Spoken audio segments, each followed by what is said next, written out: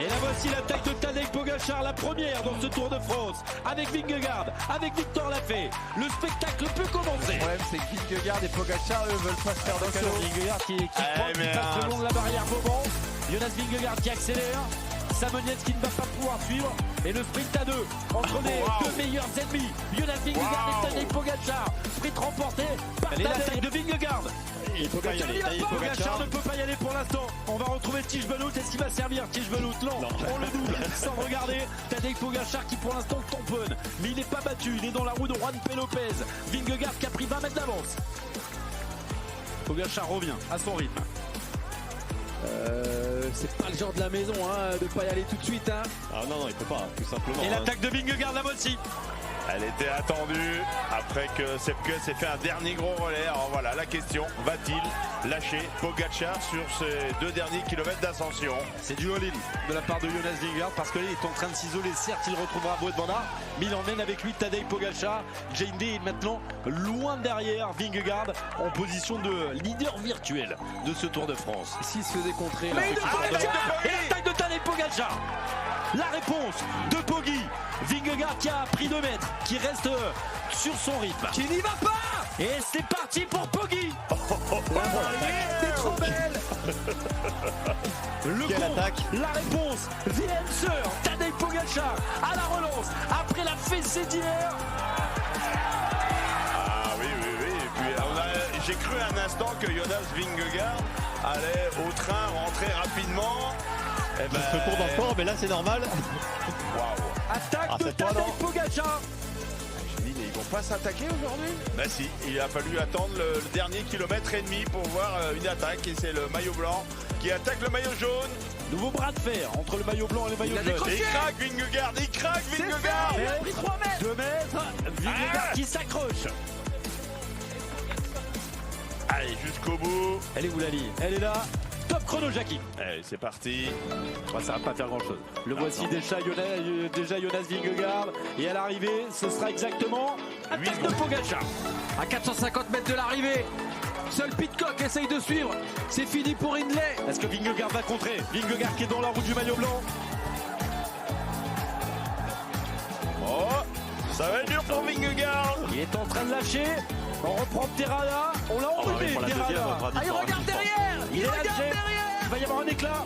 Il reste, on le rappelle, Van Gils est chaud devant, mais il y a plus chaud, il Chose reste plus c'est que Van terminé. Gils. Van Gils, ça serait 4 secondes de bonification pour Tadej Pogačar. Il y en avait Il le 17. sait. Van Gils qui se retourne. Pogačar qui l'a vu. Il va aller chercher ses 6 secondes. Et en plus, si Van Gils reste là, il n'y aura pas de bonification pour Jonas Vingegaard. Eh oui, il y aura des secondes de bonification, il y aura 4 secondes de bonification, plus évidemment l'écart. Allez, j'en rajoute. Il est parti. Et allez, à toi, à moi.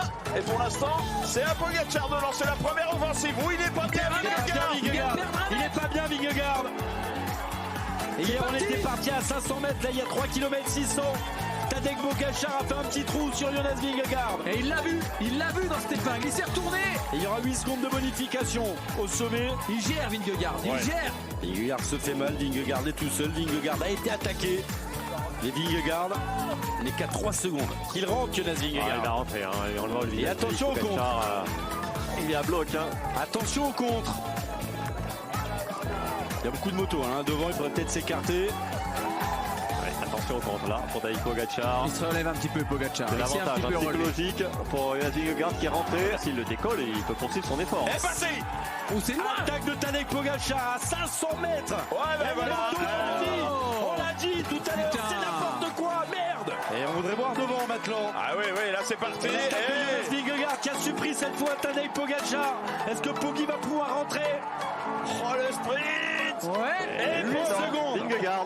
pour Vingegaard. Et le contre de Tadej Pogačar. On vous l'avait promis, incandescente, elle sera brûlante. Cette descente de Jouplade bon pour Carlos Rodriguez, pour qui les 6 secondes de bonification. Tout à l'heure, Jonas Vingegaard en a récupéré 3. Et bien ça en fait 2 récupérés par Pogačar ce soir. 10 secondes entre les deux hommes. Et l'effort de Le contre de Vingegaard. pour essayer de lui mettre un petit écart. Ne tombez pas, messieurs, quand Non. même. Ensemble sur la ligne. 10 secondes. On se retrouve la semaine prochaine. L'addition va être salée. Il y aura plus d'une minute 30. Bien plus d'une minute 30 de retard sur la ligne pour Tadej Pogačar sur Jonas Vingegaard. On vous donnera bien sûr le temps de Carlos Rodriguez. Tadej Pogačar qui va aller chercher le meilleur temps à Wout van Aert, mais il sera deuxième. On avait dit 32-25 pour 32-36. Ah bah il va être hors délai. 32-36. Ça va passer pour Alexis Renard, on va voir. Mais l'important, il n'est pas là. L'important, c'est l'écart sur la ligne d'arrivée. 1 minute 38. Je rajoute 10 secondes. 1 minute 48 ce soir d'avance pour Jonas Vingegaard. Pogačar est pas bien. Regardez. Tadej Pogačar en difficulté. Bon, bah là, je crois que le tour est en train d'être plié. Et Jonas Vingegaard ne s'impose pas au sommet du col de la Leuze, mais il fait un énorme pas vers une deuxième victoire au classement général du Tour de France. C'est bon!